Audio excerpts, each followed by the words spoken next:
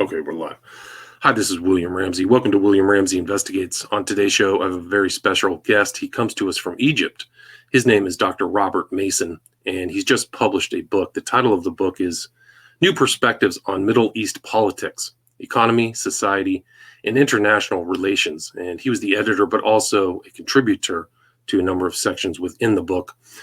Dr. Mason is a fellow of the Sectarianism, Proxies, and Desectarianization Project at Lancaster University, a non-resident fellow with the Arab Gulf States Institute in Washington, and currently sits on the International Studies Association Foreign Policy Analysis Section Executive Board.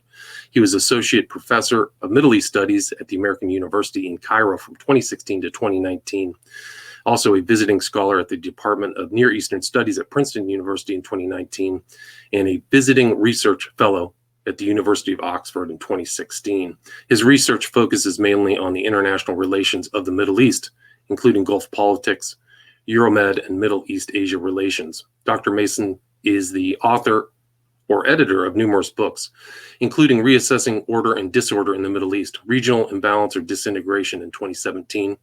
Also, Egypt and the Gulf, a renewed regional policy alliance 2016, Muslim minority state relations, violence, integration, and policy 2016, international politics of the Arab Spring, popular unrest and foreign policy 2014, and then foreign policy in Iran and Saudi Arabia, and economics and diplomacy in the Middle East 2014. So there's a lot to talk about, a lot of history, a lot of geopolitics, but Dr. Mason can talk more about that. So Dr. Mason, are you there? I am. Great to be with you. All right, great. Thanks for agreeing to the interview. I mean, you have a long background. Can you talk about what led you to write this book, New Perspectives on Middle East Politics? Yeah, absolutely. It's been a fairly long journey over the past decade, starting off with my PhD in Iranian and Saudi foreign policy at the University of Exeter, which was really building on my interest in international relations. And then moving to Egypt in 2013 and staying here for the last 8 years or so, and witnessing various events, but also teaching students, not only in Egypt, but also from around the world on contemporary aspects of the region, and finding some textbooks and some literature on the subject of Middle East politics, not really covering all the contemporary issues, and certainly not necessarily all the issues that my students and colleagues would encounter on a sort of day-to-day basis. So really mixing up some of the sort of traditional thematic issues, such as the Arab-Israeli conflict, and building a more sort of forward-looking chapters, such as political economy, on looking at demography and youth, and soft power, for example, and how they interact in sort of contemporary relations. So that was sort of the motivation, really, is that teaching at the graduate level and trying to provide a primer, if you like, for both undergraduate and graduate students, really, and anyone else who is interested on what's happening in the region today. Right. And I mean, there's been a lot of changes really in the near future. Can you talk about your introductory chapters, really about demography and the youth and how that's changed the economy of the Middle East? And can you talk about the impact of demographic change? Yeah, I mean, what's been happening in the region for some time, really, has been this rapid population growth, and this has kind of fed into the Arab uprisings and the issue of resources versus growing populations in many cases, but also this sort of expectation as more and more youth become educated. I mean, it's a very diverse and multifaceted subject, so it also links in with things like the environment and what youth are up to from a very young age, including things like use of public spaces, road safety, how you use outdoor civil space, and the potential for changes in the education market, the job market, the politicization and function of patronage networks, how it touches on issues in the Arab Gulf states today, which is this move from frontier state economies into diversification, and how the expectations of youth now are really turning towards, well, if I've got this degree, I'm looking for a much better job, and I'm really looking for a good salary, and that isn't necessarily always assured, especially in a dynamic and fluctuating marketplace. We've seen that with COVID, amongst other things, such as the decline of oil prices in 2014, which have had an effect. So vision strategies in these regions also have an effect, and I think for demography and youth in particular, this idea of the youth bulge is really important, and expectations, and as I say, how it interacts with this transition towards private sector economy, income, and even things like marriage, where the costs involved, require that young people have steady income and are able to be upwardly mobile. Right. So you have this pressure. I think you wrote in your book the population has grown from 92 million to 349 million within 50 years by 2000. So you have, and also I think it's a crisis if there's 30% of the population, what you use the acronym MENA region. The consequences of that have short and long-term effects, right? Yeah, but this is an issue which affects the whole region, but it's also segmented into states which have particularly high population growth and which have not necessarily the resources to cope with that kind of growth. So we have to look at the frontier economies which derive the large proportion of their state income from oil and gas, for example, and those economies, particularly in North Africa, for example, which are less able to draw on income from these kinds of natural resources. So it's in those cases where there's significant difference and significant tensions also in how these states have to restructure themselves, either reliant on the IMF and other agencies, or trying to find alternative solutions, either domestically trying to grow new industries or looking to other countries to provide these kinds of solutions. Right. And that also, would you agree that this kind of difficulty for some of these states to adapt to the growth in demographics has led to this phenomenon of migration out of the Middle East? Certainly that's part of it, but I would say there's also security issues which need to be taken into account. I mean, Libya is a very good example of how insecurity has facilitated the kinds of push factors into the Mediterranean and beyond from the Sahel region, and how even in the Gulf, the actual migration routes are shifting because we've got this transition to favour this indigenous support for the local population and jobs for them.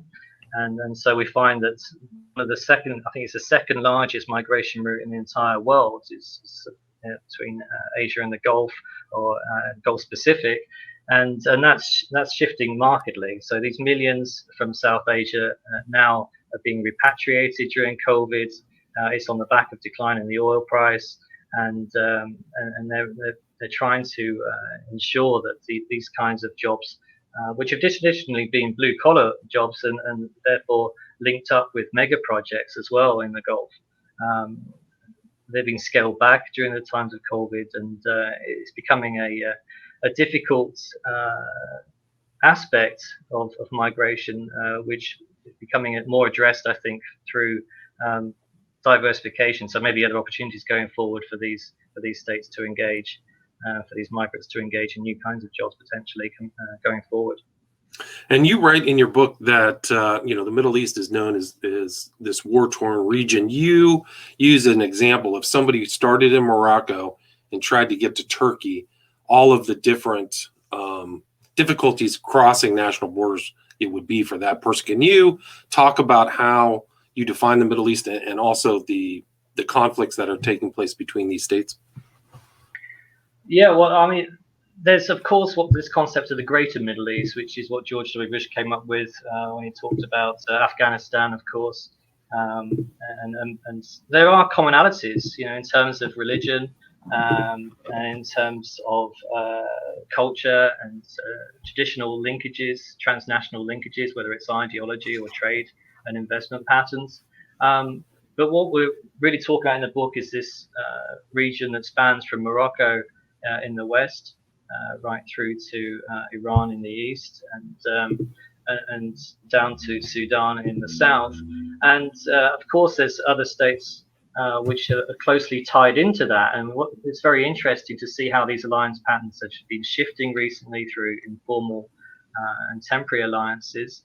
And in terms of regionalism, though, there's significant differences. So a lot of these relationships have been with Western partners, and we discussed that in some of the later chapters on extra regional actors such as the British, the French, Americans, Soviets, and Russians, and the EU and China, and have tend to favoured bilateral relationships due to various conflicts which still remain unresolved, whether it's the Western Sahara with Morocco and other conflicts such as between Saudi and Iran, tensions still there.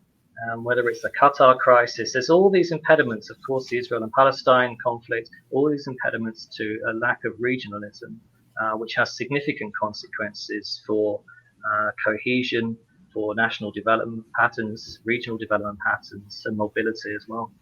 Right. Now, it is remarkable how that there's similarities in kind of the ethnicity or pan-Arabism, but still these lines that were drawn back Sykes-Picot still exist today in the Middle East.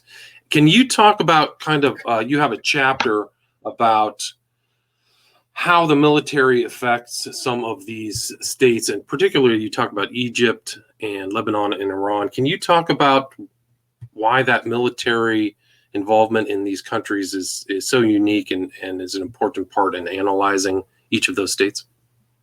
Yeah, sure. So a lot of this content is derived from my colleagues who work particularly on civil military relations, such as Robert Springborg, and they've been really key to defining how these states operate and what their relationship is to civil society wherever it exists, or at least to the society, the nation that exists. So, for example, in Egypt, Lebanon, and Iran, there's discussions surrounding Praetorian republics, with Iran at times being labeled as a conditional democracy during, especially Khatami's first term as president, where there was more positive engagement with the West, and where there was potential for further diplomacy to lead to a normalized relationship. That didn't occur. What we see is this regression back to more hardline politics, and that's really affected how the state interacts with the society in that case. There's also bunker states, which are particularly evident in places like Algeria, Libya, Syria, Yemen, Iraq, and Sudan.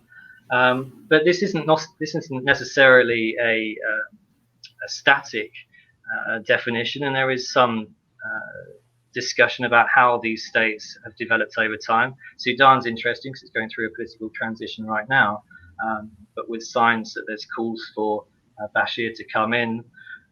The signs are not necessarily positive for the future political development, but there's still this discussion, and the same is true in Algeria with Al Hirak movements, that there is potential for movement there. And there's also these monarchies which have been better placed to engage in the global system, relied on Western security backing since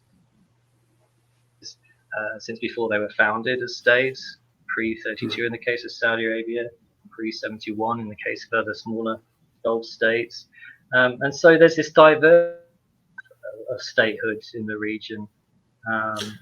And within that chapter on civil military relations, we also discuss things like decision making in Western capitals, particularly in Washington, about how foreign aid is spent, because much of it is done with military assistance programs in mind, and arms, of course. And it's notable, for example, that states such as Saudi Arabia stopped aid to the Lebanese army in 2016 because there was a lack of condemnation for the Iranian storming of the Saudi embassy in Tehran at the time. And so it's recognition, really, that non-state actors are also a big piece of the puzzle, because Hezbollah, of course, has been widely implicated in the state issues, state crisis in Lebanon, as we've seen. Right. And there's also talk of how Iran's military, its domestic suppression of dissent through the Basij forces, and the Islamic Revolutionary Guard Corps' asymmetric approach to warfare in the Gulf, its missile development and nuclear program, has affected diplomacy, including the Joint Comprehensive Plan of Action, but also how we gauge the region in terms of resolving conflicts. There's talks, obviously, in Iraq right now between Iran and Saudi Arabia, but the issue clearly is that there's wider issues at stake, not only necessary to normalizing Iran's international relations, but also stabilizing the regional balance of power. And I'm not sure that's really been taken on board in many cases. The focus has been on the nuclear issue, but there's also these other grievances dating back since the Iran-Iraq War, for example, the clashes during the Hajj in Mecca, and other sectarian politics which have been used for domestic purposes. These all have a role to play, not only in civil military relations, but also in broader diplomatic calculations. Right, and I think that's kind of the theme of your book. At least you state in the intro is that it's really hard to make generalizations about what's going on in a very complex, kind of fluid environment in the Middle East. And I mean, you call the region a penetrated region. Can you explain that term and what has happened? Kind of the Middle East it's almost like a chessboard. People have moved these pieces around, larger powers from outside or extra regional actors. Can you talk about why it's penetrated and how that happened? Yeah, and I think it's a fascinating issue. It's not my term, but penetrated region really refers to this idea that there's for a long time been a history of actors which have either been receptive or induced by foreign actor interest. And whether it's been historically for oil, reasons related to oil and energy, arms transfers and so on, or diplomatic reasons, or indeed what's happening now in case of China for economic reasons, as well as what I call dual use, strategic exports, this idea of selling technology, smart and safe cities and so on. There's always been this sort of foreign actor interest and search for alliances. And that's partly because we have a whole range of states, particularly the oil-rich states, which have sought external protection for regime stability and security. That's been an enduring feature, really. And so Chapter 6, which charts the fall and rise of extra-regional actors, really goes through this sort of history of diplomacy, the complexity of European and EU policy in the region, the increasing strategic relations between China and the Gulf states, and increasingly in North Africa as well, and how it's moved from this economic and oil-dominated relations to much more targeted, what I call monetization, economization, and militarization. So with partners such as Russia, we see this joining of interests. States want to establish joint ventures. They're looking for further joint investments, and they're focused on arms in many cases and on building closer indigenous capacity. And that's partly because of these vision strategies to establish more industries which are dual use or might be overtly defensive, and partly to ensure their own security going forward. Because there's this issue that there's been questions raised about relations with the US. These other actors, such as Russia and China, are able to take advantage of these interests to build this indigenous capacity and contribute to it in many economic spheres. Gotcha. And so you talked about the U.S. involvement. Your section, really, you talk about Trump, you talk about some of these more recent involvements of the U.S. and I think it was what was Trump's idea. He had some Trump's deal of the century. Can you talk about kind of American recent policy on the Middle East and its impact? Yeah, I mean, it's something I'm looking at in my next book, which is looking at the Abraham Accords and how it's developing with a lot of the GCC states in mind, and how it's been really conditional in tying up relations with the US and Israel, and building bridges, if you like, to the Gulf states in many cases. It's something which is usually been developing with security in mind. So the transfer of technology for with missile defense, for example, considerations, I think is a top priority. What was allegedly supposed to be Houthi attacks and has more recently been attributed to Iranian attacks on Saudi oil infrastructure, Cake and Khurais. This is something which knocked off so much Saudi oil capacity and threatens and continues to threaten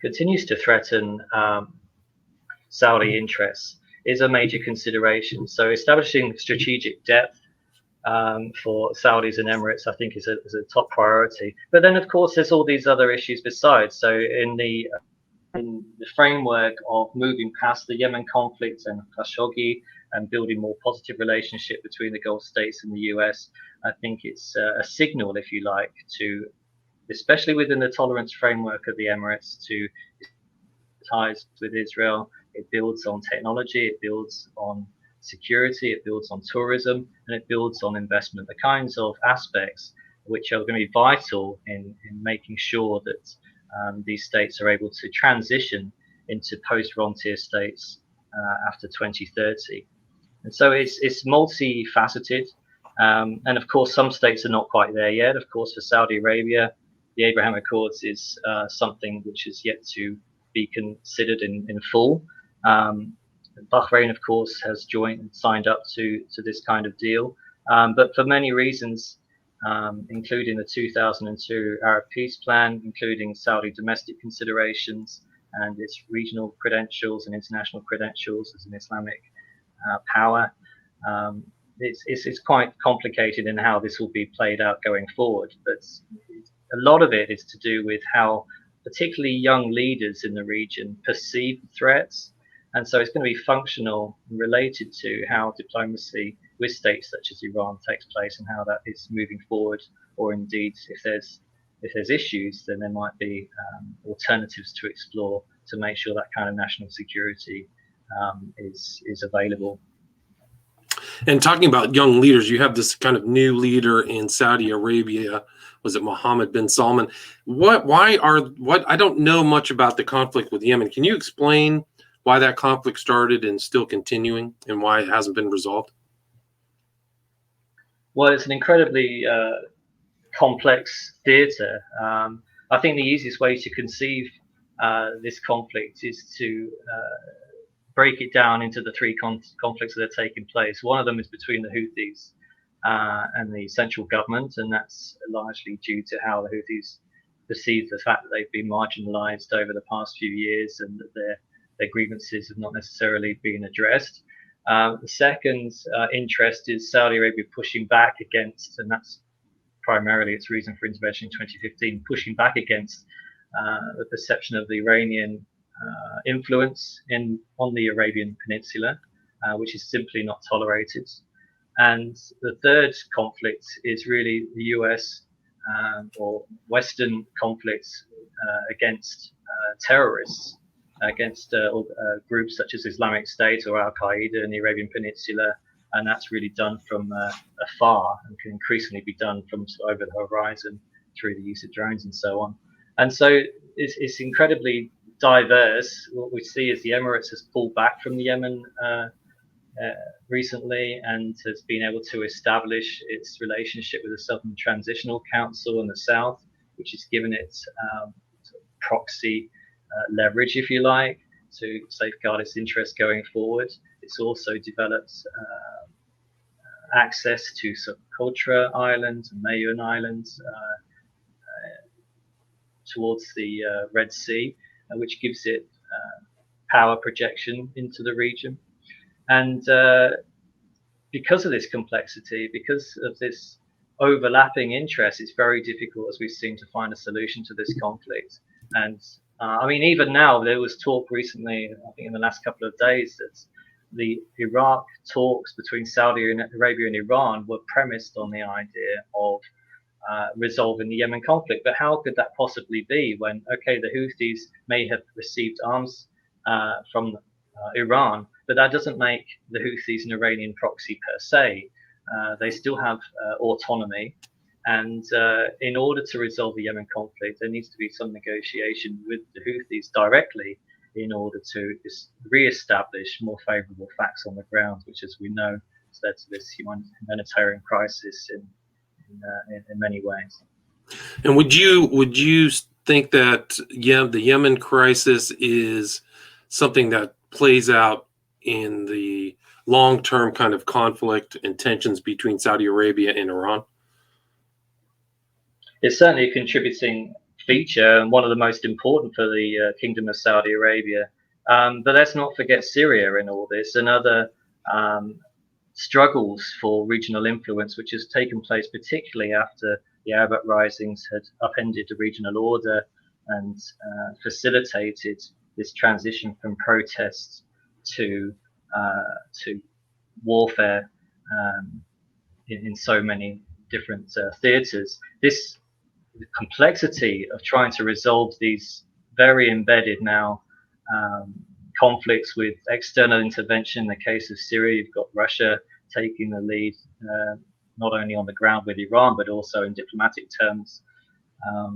And in Yemen, as I said, being so compromised by these overlapping interests, it's incredibly difficult to resolve these and to try to move ahead with a sort of logical progression of phased-in confidence-building measures to really get to the center of the overarching conflict, which is not necessarily in all these different areas. It's what has been going on for the last few centuries in terms of the sort of political, religious narratives, the sectarianism that's been going on, which has been added to and accumulated by not only confrontation during, for example, Iran-Iraq war in 1984, I think it was, when the Saudis shot down 2 Iranian jets, but also the introduction of the US as a local actor following the Gulf War and the US-Iranian contentions and how that's really complicated and caused a real triangle of relations between Saudi Arabia, Iran, and the US. So trying to unpick this Gordian knot and trying to figure out what comes first, is it confidence building measures? JCPOA clearly is one of the first places to start, since that was so successful in the past. But as I would argue, I don't think it's the be all and end all in terms of actually increasing aspects which could favour better engagement going forward. Right, and you talk about kind of the Israel-Palestine conflict as happening, but also shaping regional politics. Can you talk about the impact of the continuing conflict between those two parties and how it affects surrounding nation states? I'm sorry, which two parties? Well, I was just saying that you have a section where you talk about the Israel-Palestine conflict, but how it's regionalized. It's not just happening between the Palestinians and Israel. It affects other neighboring countries. Well, a lot of the content is to do with how Iran has perceived the conflict, how it's adapted its position on Israel in order to provide its political legitimacy. It certainly puts the defense of Palestinians at the forefront of its political objectives, and has done for many years. But it's very interesting to see that in the onset of the maximum pressure policy from the US and from the ongoing Syria conflict, it's not easy. It's also linked, of course, into the civil-military relations, whereby the military aspect, in this case the Islamic Revolutionary Guard Corps, which sort of is a parallel entity and serves as this sort of foreign arm for the revolutionary ideology in military terms, has preferred to engage and push ahead with a very aggressive support for Hezbollah, for example, and to make sure that it conducts continues to conduct an offensive agenda against Israel. Now, that, of course, for the domestic population can be problematic when more and more the economy is under pressure from sanctions, and it's additional problems linked to COVID, for example, and linked to political groups which are trying to stake a claim, particularly during recent elections. We've seen in 2009 the rise of the Green movement for a more plural and rationalized, if you like, ideological approach, not only to the Israel-Palestine conflict, but to Iranian international relations more broadly defined. We're starting to see the grass shoots of an Iranian foreign policy under President Raisi, who is trying to regularize and rationalize its regional interactions, and that, of course, falls into the category of the US into the category of discussions going on with Saudi Arabia. But whether it's able to succeed in doing so is yet to be determined. And until that takes place, until the tensions drop to a point where the threat perception also drops, it's going to be very difficult to move ahead with anything resembling sort of more normalized relations. And no one's assuming that that's going to affect its relationship with Israel. But certainly there'll be movement in the right direction if at least some of its core contentions with regional parties were resolved. The benefit of President Raisi, of course, is because he's coming from a hardline perspective and he has perhaps better relations with the Ayatollah, the supreme leader, is that should there be movement in negotiations, whether it's a JCPOA or other forms of diplomacy, that coherence, if you like, of what has been a sort of hardline takeover of most of the branches of government may actually play into a more coherent policy. Whether that plays out in actual fact is yet to be determined. And how do you see this change in U.S. administrations affecting Middle East politics? Do you see a continuation or a continuum, or do you think that the Biden administration will have changes in their Middle East policies? Well, I think they have already, and even before the President Biden was inaugurated, even during the transition period, we see the effect that it's had on various states, and particularly in the Gulf region.